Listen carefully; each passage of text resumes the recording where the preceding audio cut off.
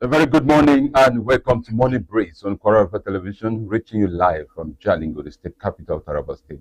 I am Fomi Desmond and I welcome you to the show. So, Joaquin, good morning.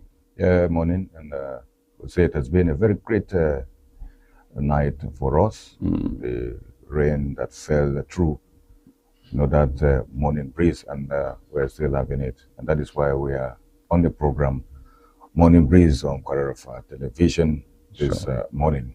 Sure. All right, we begin on a sad note. We condole the Permanent Secretary, Civil Service Commission, and at the same time, the General Manager, Taraba State Broadcasting Service, Mr. David Nya, over the demise of his wife. May her gentle soul rest in peace. Amen. You know, it is sad when our colleague Thomas Samuel actually called this morning, said, this is what happened to him. He said, it is really sad when a great woman that has really stood by her husband, That's right. thin, fat, and if anything of this sort happens, you thank God. Just like the Bible always tells us, it's written. So you should not dampen our morale in the service to God and humanity. So on this program, Kwararafa Breeze, we condole with the entire family to find solace in God and let perpetual light shine on the soul of the deceased. May the souls of all the faithful departed, through the mercy of God, rest in peace. Amen. May the soul rest in peace. Amen. All right. From there, we'll just take a quick look at some of the leading story. We'll start with what is trending here. We'll progress from here to national, see what we have for you today. We'll start with Governor Kefas approves permanent site for Tazaga as gospel artists hold 2026 concert in Gembu. And this happened during the week. I think yesterday or day before yesterday, the secretary to the government of the state, High Chief Barrister Gibbon Timothy Katas, represented the governor at this very important event. This yearly program that always brings together gospel artists, and they come together to give thanks to God for what he has been doing for them and the land as well. And the governor being the grand patron of Tazaga, the governor right now is in Liberia. We had we saw Miss Award is being awarded there, and because of the tight schedule that was before him, he could not make it. The SGS was there for him, and these are the messages, or these are some of the approvals that governor gave. I know there are others, but the most alarming one that is positive to them is the approval of a permanent site where they will have their construction, they will have their building, a deficit place, so that whatever activity that they're doing, it will not be in a place that doesn't align or maybe doesn't look the way it's supposed to be. The governor also have a big picture of what he wants things to and how things to be. So I don't know. The governor has vision in the sense that if you look at the activities of Tazaga over the years, we'll say they've made some mark. A lot of persons have supported them. We know for them having a permanent site, provision of the Taraba State governor would actually boost their morale to do more. Looking at gospel artists elsewhere, you know that there are a lot of them that are doing well, and that is from the support of private corporate bodies and as well as individuals who are doing well in the society. So that the case of Taraba should not be different, but I will urge them to utilize this opportunity provided by the state government to ensure that they move to the next level. Most of the leadership need to sit down, put their hearts in order, and make sure that everything, the support that they've gotten, to ensure that they do the right thing. But just like what you said, outside the permanent side, there might likely be other things which I don't know. Most likely you're in the picture. All right, he was not there alone. He was together with other commissioners and top government functionaries. They were there to grace the occasion. You could see on your screen Honorable Gideon Nonso. He was there.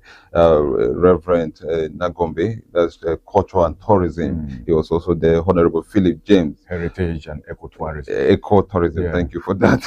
We have Honorable Emmanuel Bongo, Honorable Mary Mazu, Honorable John Titong, a good number of them. They were there in that numbers. Permit me, we will not go through the long list of dignitaries that were there, but the important thing is that the presence of the government of the day was recorded at the event, and that's good. And it's good. It's good. It's good. And the choice of Gembutu is also good. Scenic beauty. We have to use the Mambila Plateau effectively for a program of this sort, which showcase what we also have, despite the publicity that the Mambila Plateau has gotten so far. Mr. Jokin, let me tell you this for free. Events of such in Sadona local government used to bring the two religious bodies together that you not even know. If you enter the church, you will not know. The chairman of Sadona local government, Honorable Mohammed J. Omar, was also present, and that has been the legacy so far as Sadona is concerned. Whenever there's any program, as far as you have invited a Muslim person, you will see him come. If you invite any Christian person to a Muslim gathering, you see them come. And that's a leader. That's just it. Exemplary leadership, yes, whereby we have to tolerate one another for peace to thrive, and as well, once there is peace, development will also thrive in any society, in any community. But the time we allow intolerance, religious intolerance to soak in us, believe me, we will fail to the doom. We'll be doomed for it. That's right. And that is why we have to see each other as brothers, irrespective of your religion, class, social status, political affiliation, and others. That's right. That is it. All right. We'll take a quick look at the other training stories that we have here, and this one is actually disturbing because it has actually raised questions, and those questions are still unanswered. The questions are more than what we can actually look at. But I know we'll be having clarity after now. As we discuss about it, we'll make steps to see how this can be cleared, because we need somebody from that angle. Taraba begins firefighter recruitment, successful candidate to undergo training in Lagos. The Taraba State government, in collaboration with the Federal Fire Service, has commenced the recruitment of firefighters to strengthen emergency response and curb the rising incidents of fire outbreaks across the state.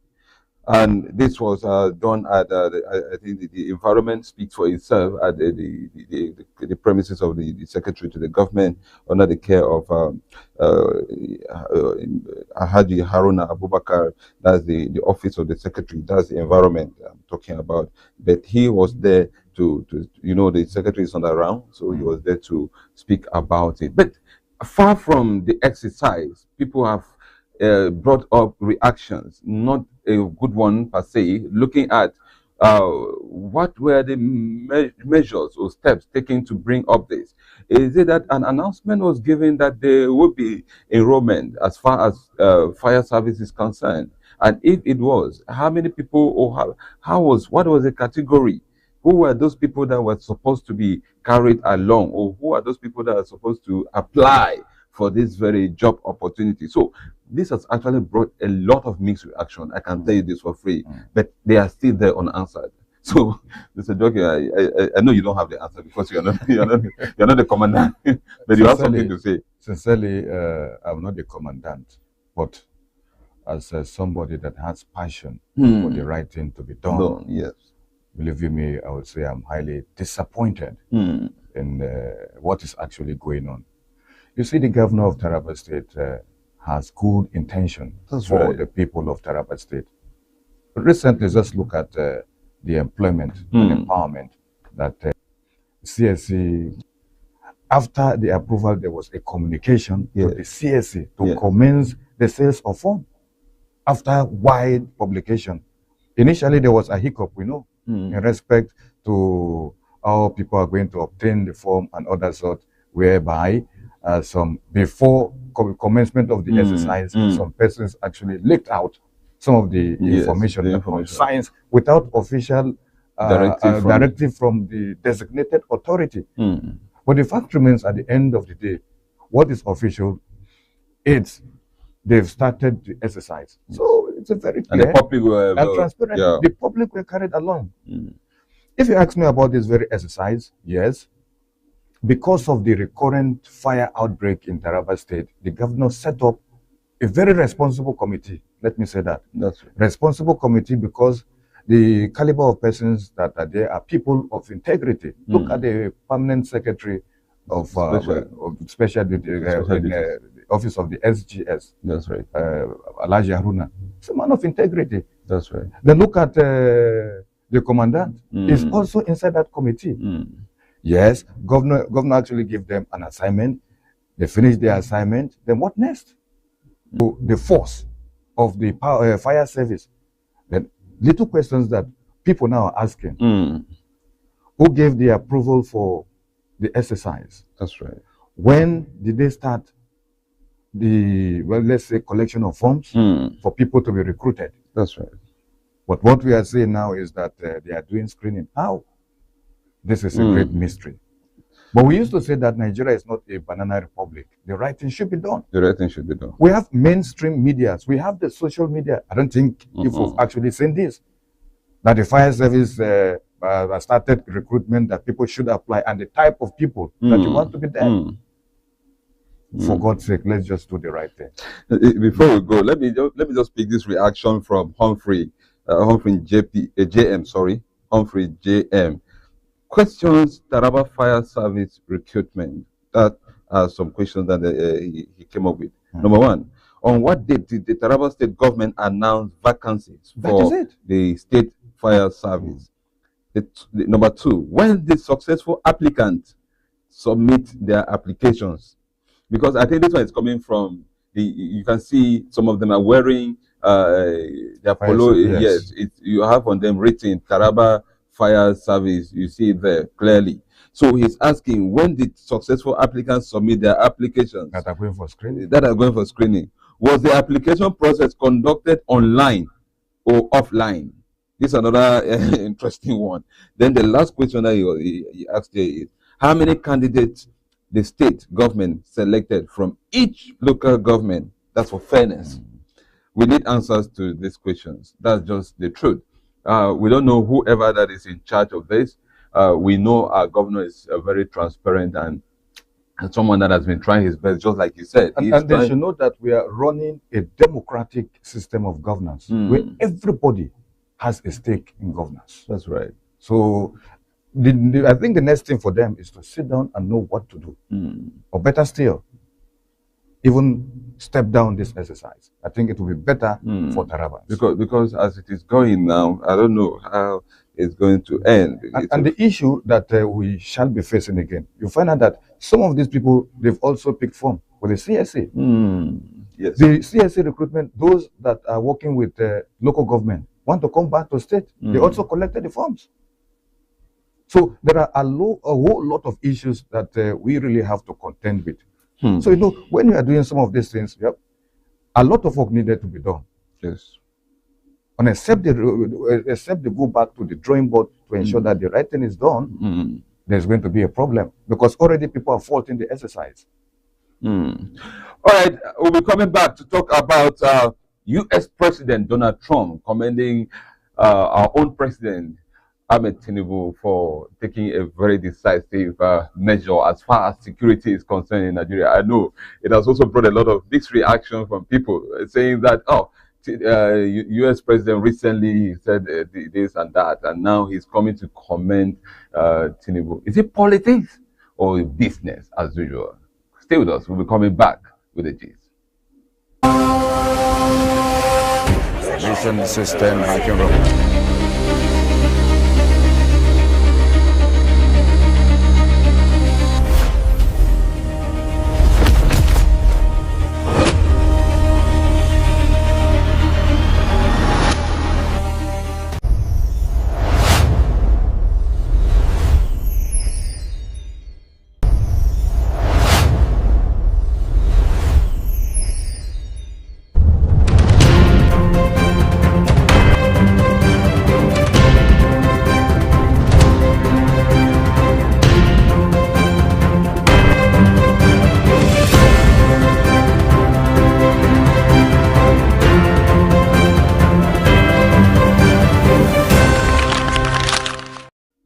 All right, thank you so much for staying with us. Still, the program Morning Breeze on Kwararafa Television, reaching you live from Jalingo, the state capital of Taraba State.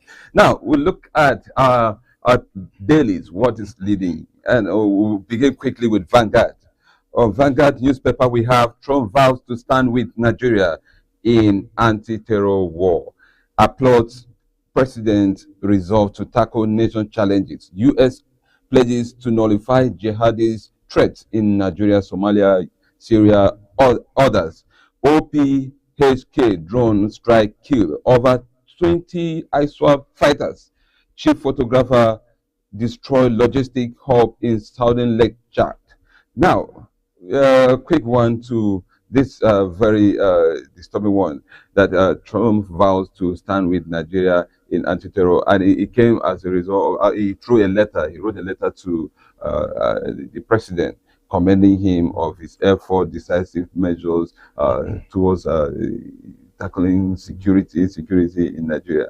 Then the problem, or maybe the concern of most Nigerians now, is that recently Trump was against Tinubu, looking at it that Christians were killed and there was nothing done about it. As in, he came out openly through his social media account and he was saying this. Now he's coming again to comment the same person. So we understand that there have been few measures that have been taken to rescue people. The people are saying, can this be balanced, or can this be equated to what Trump is saying? Or is it part of business that we are not aware of? So these are reactions that are coming from people. But it's a good one for Tinubu at this time, looking at 2027 and the politics. So what do you bring out of this, Mr. Joke? Yes, 2027 is just around the corner. So anything that the president is going to do now, people must definitely tie it to politics. But from my perspective or view of some notable persons, I would say it's more diplomatic. Diplomatic in the sense that in diplomacy, just like politics, nobody is a permanent friend and a permanent enemy. It's all about give and take. If you look at it, initially, before the United Nations actually sent their troops to Nigeria, there was a slight misunderstanding. But I will also applaud the sense of relations, international relations between the sense of President Tinubu as it concerns diplomacy and international relations. You know, the calculation was the First Lady, Oluremi Tinubu, actually went to the United States of America and prayed in one of the fora. And I see that gave the president some applaud in respect to the fact that, okay, it's a president that is tolerant. So you look at the battered image that was able to stabilize the system. Then, if you look at it, when president actually gave the approval for the U.S. forces to come to Nigeria, you're coming to assist. Yes, you are free to come. It's another score for President Bola Ahmed Tinubu in as far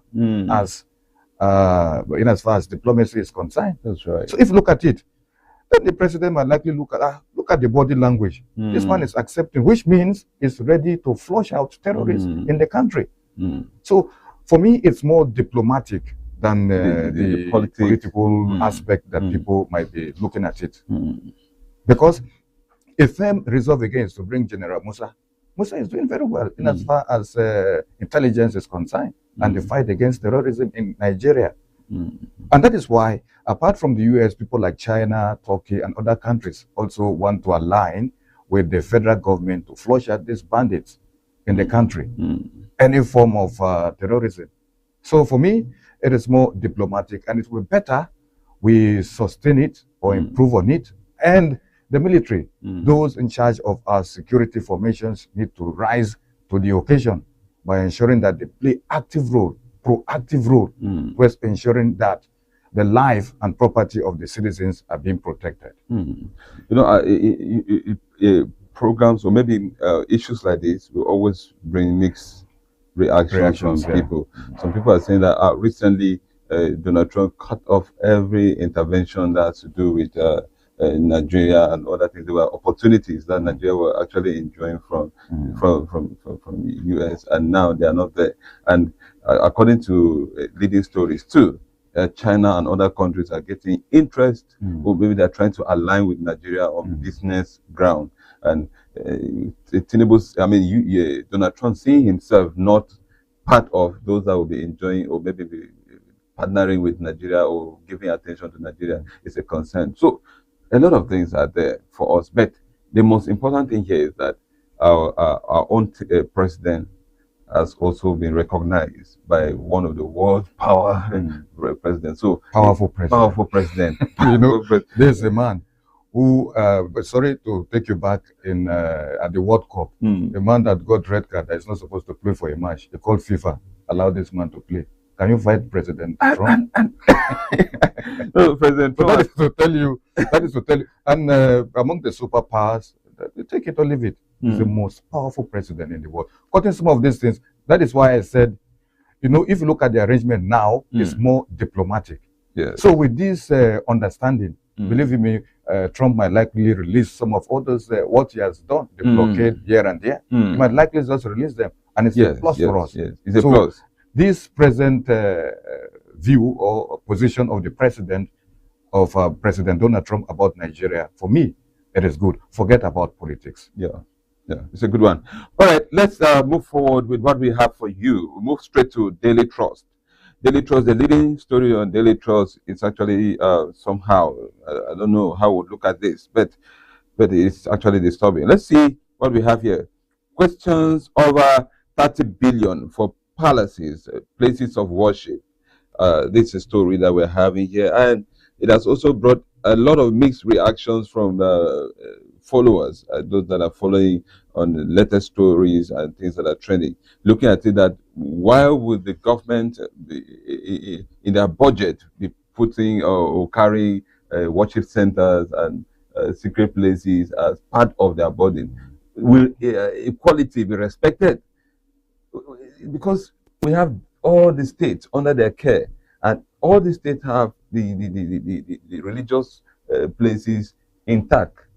Will they give equality to these religious bodies, or will they come to give interest to one, which will spark, problems at the end of the day? Government, are they supposed to be part of those to furnish places of worship, secret places? These are some of the reactions that have been coming as far as this story is concerned. I just want to let people know we may not go deep into this because there are a lot behind controversy. Yes.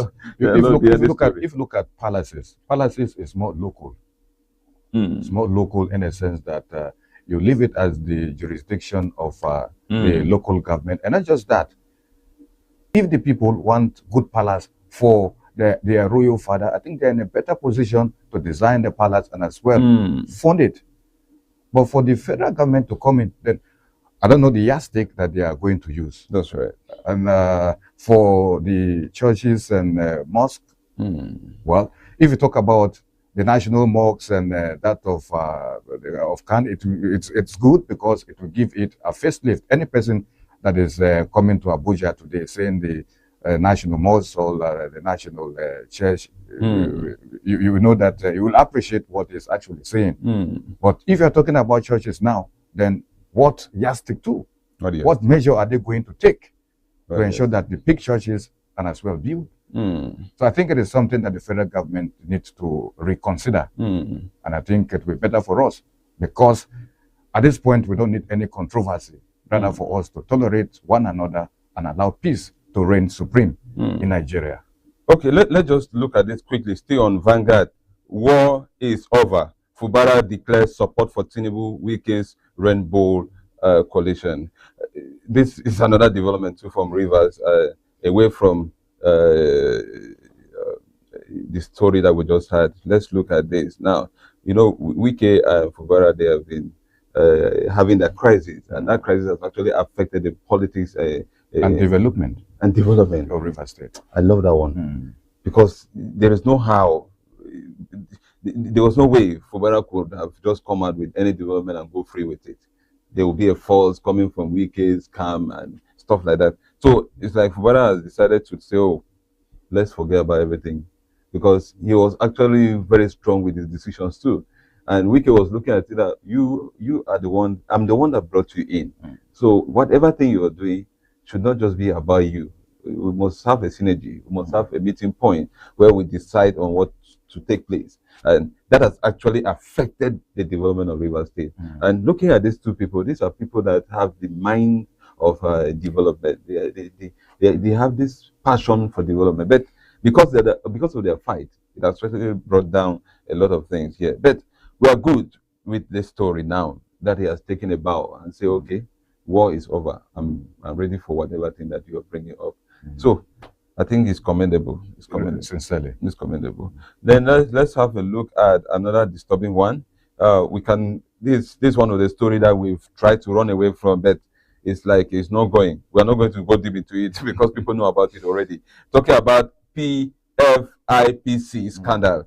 This on page 8, still on Vanguard newspaper. It says, apologize, resign now.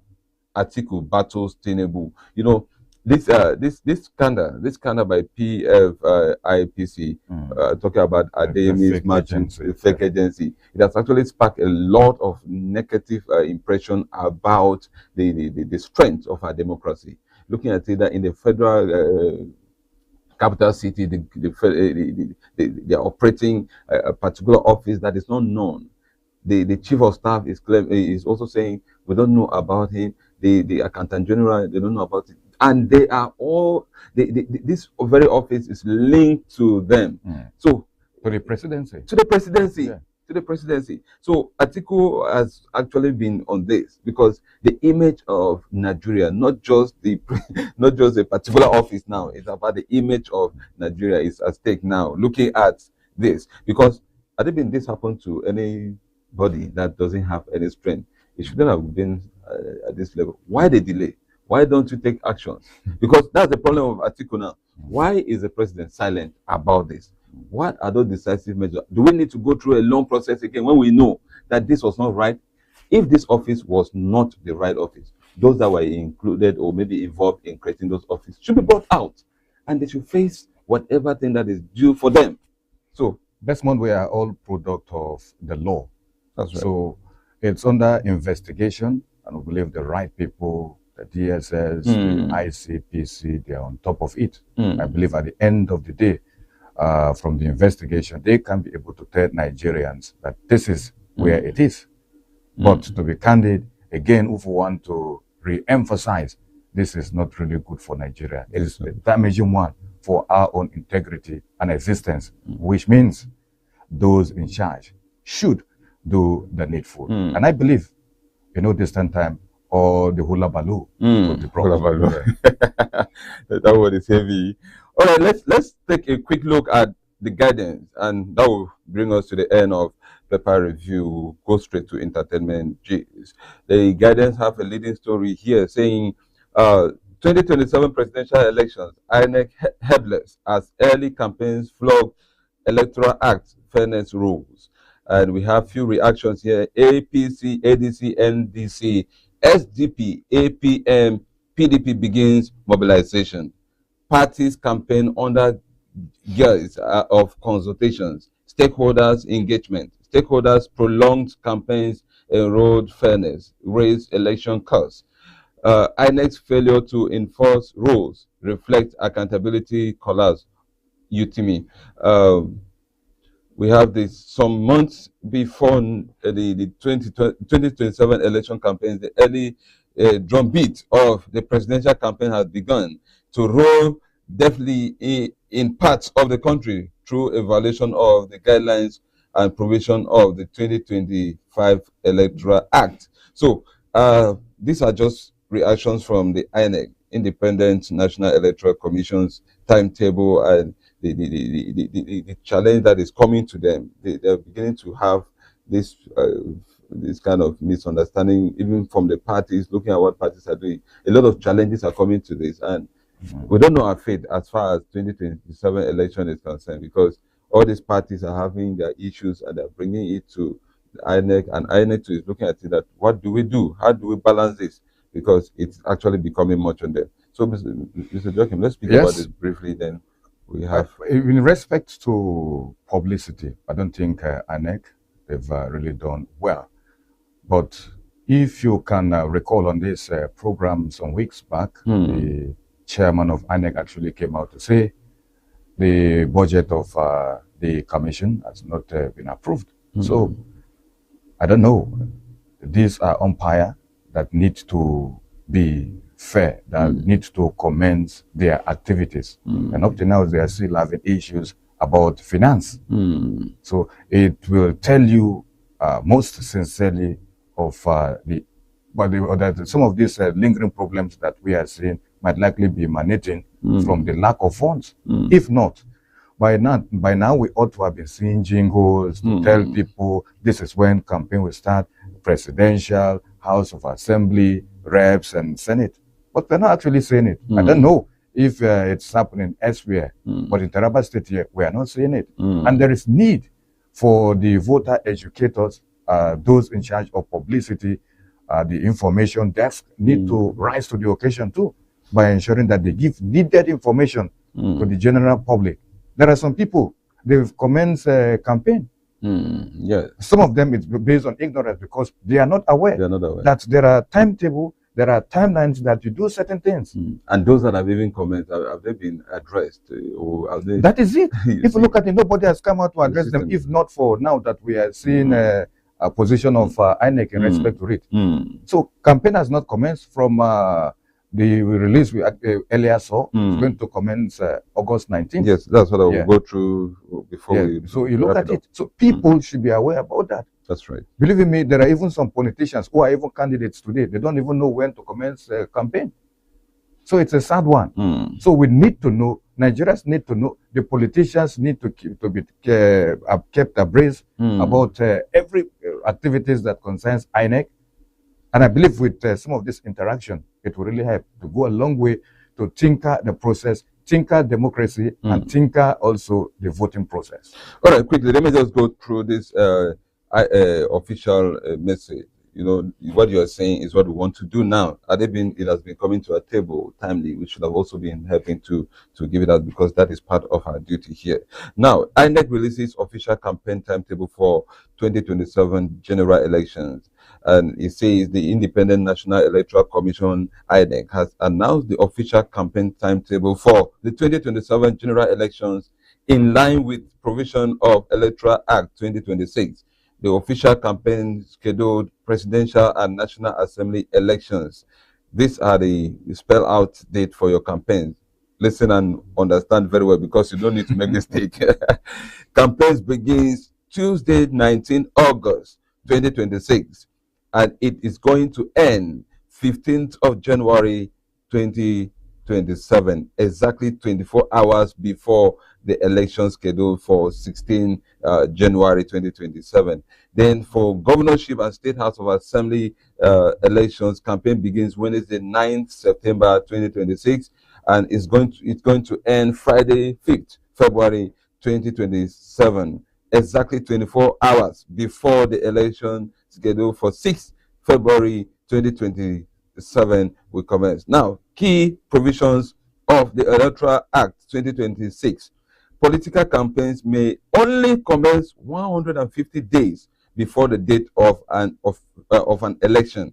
All campaigns must end 24 hours before polling day. Political parties, candidates, and supporters are prohibited from commencing campaigns before the official approval date. And INEC has indicated that violations may attract appropriate sanctions. The revised timetable aligns with the Electoral Act 2026 and replaces the earlier election schedule initially proposed by INEC. Let me stop here. The important message has already been given out. So all you need to do is, as someone or as a follower, please, not just posting about your candidate, not just saying things about your candidate, also help your candidate to know when exactly is he supposed to come on with this political manifesto, whatever thing I need to tell people. Because once you go against it, you'll be explaining, and just like Nigeria will always tell you, go explain tire, no evidence. So now, in addition, INEC again will need to be organizing town hall meetings, seminars, press briefing with journalists. I think it will really help them, save them from some embarrassment. That's very important. I know presently they are recruiting ad hoc staff. Yeah. The portal has been open. Oh, all right. That's it for Pepper Review this morning. We'll take a quick look at the entertainment stories. And MC Last B, your favorite presenter, is already standing by to give you the best. Stay with us, don't go away.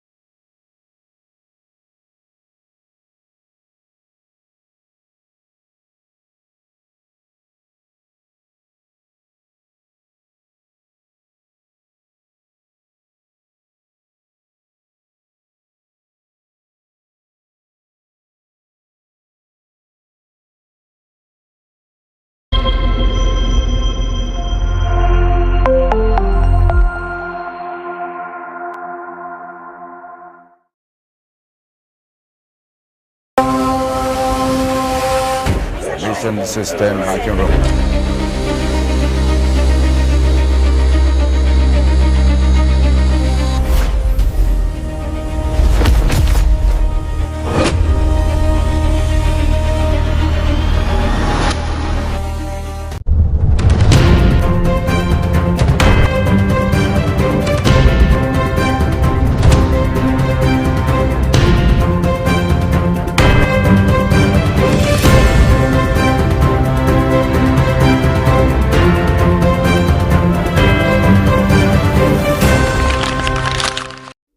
Good morning and welcome to the entertainment segment of the show. I am MC Lasby.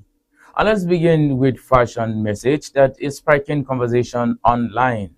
Sharon Adeleke has encouraged celebrities and public figures to stop pressurizing others to wear new outfit for every event.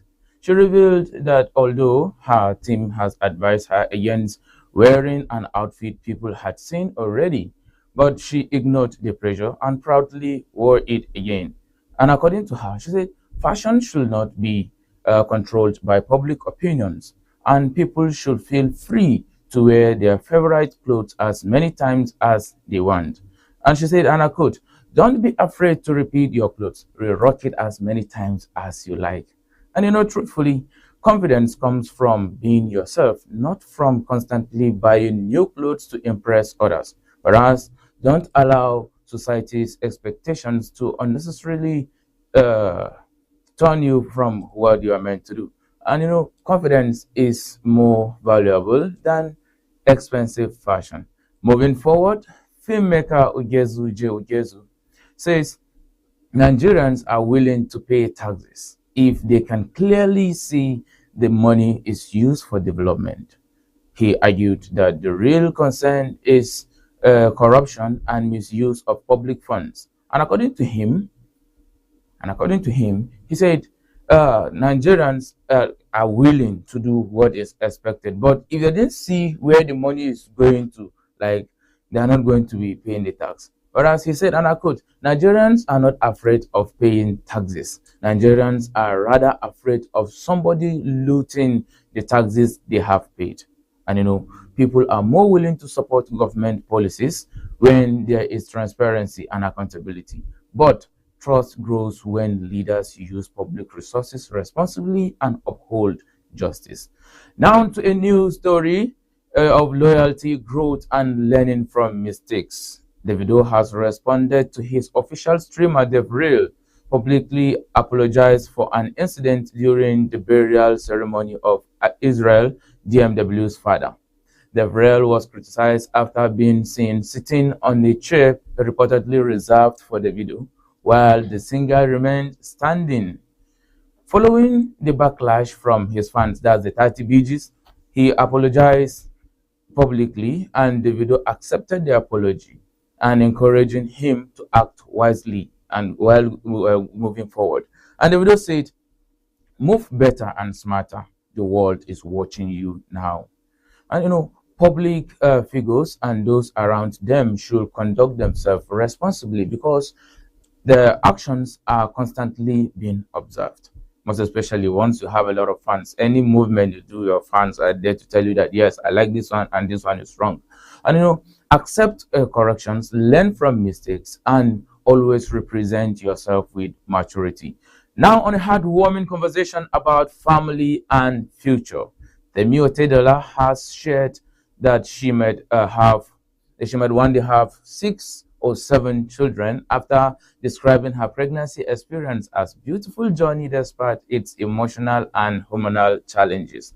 Speaking with her husband on a podcast, Mr. Easy, she said the positive experience made her open to having a large family, and Mr. Easy jokingly suggested having 11 children to form a football team.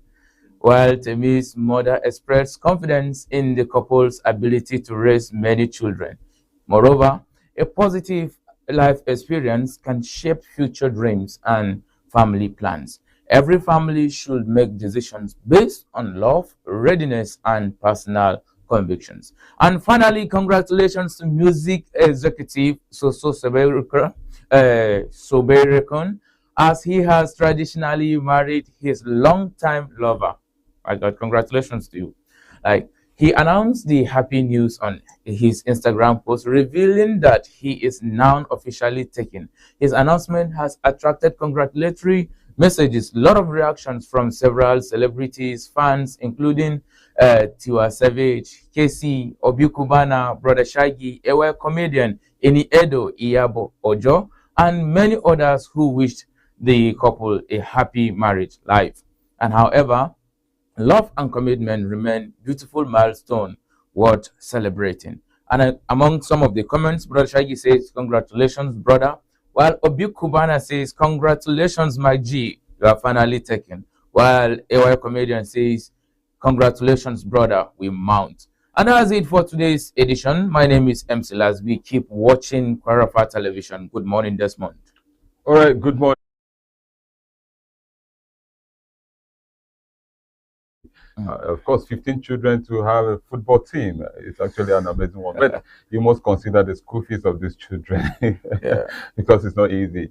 All right, that's what we have for you for today's edition of the program. We'll be coming your way again tomorrow, same time, same station. Just stay with us. We have the best for you. You'll not regret it. For me, Desmond is my name, and I'm saying good morning.